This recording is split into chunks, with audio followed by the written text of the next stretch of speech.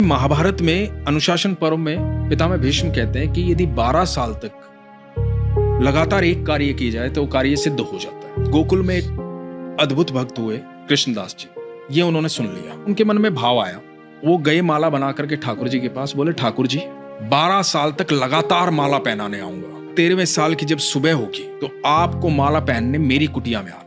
अब कृष्णदास रोज माला बनाते, रोज ठाकुर जी के पास ले जाते और रोज ठाकुर जी को याद दिलाते कि आज इतने दिन हो गए। अब 12वें साल का आखिरी दिन था। ठाकुर जी को बोले ठाकुर जी कल आपकी बारी है, कल 13वें साल की पहली सुबह है और यदि कल आप नहीं आए तो मैं कभी आपके पास नहीं आऊंगा। भोजन की तैयारी की, सारी रात लगे रहे। सुबह प्रातः काल इंतजार करने लगे कि ठाकुर जी अब आएंगे अब आएंगे। शाम हो गई, ठाकुर जी नहीं आए।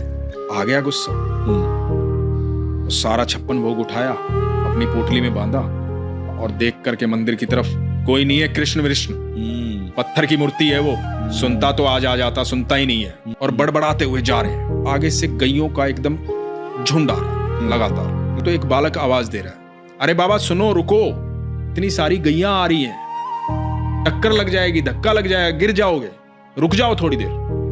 रुक गए कृष्णदास जी।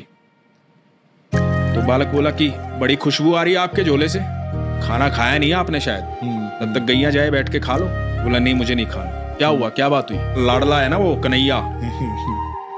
अरे बहुत नखरे हैं उसके, 12 साल गया हूं माला पहनाने,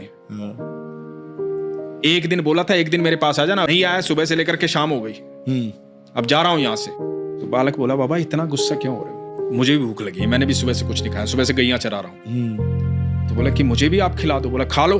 बोला आप देख नहीं रहे मेरे तो हाथ गोबर में सने हुए, मैं कैसे खा लूं?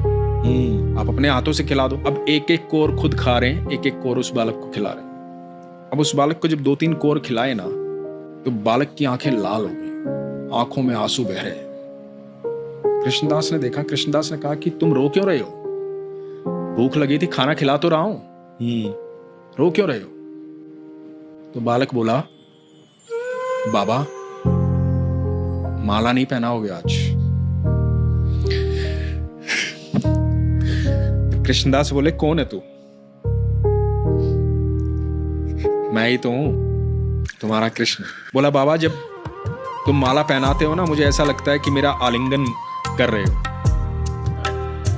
आज सुबह से वो आलिंगन महसूस नहीं हुआ, सुबह से इंतजार कर रहा था। भक्तों ने बहुत भोग लगाया और मैंने किसी के हाथ का खाना नहीं खाया, मुझे मेरे कृष्णदास के हाथों से खाना खाना था।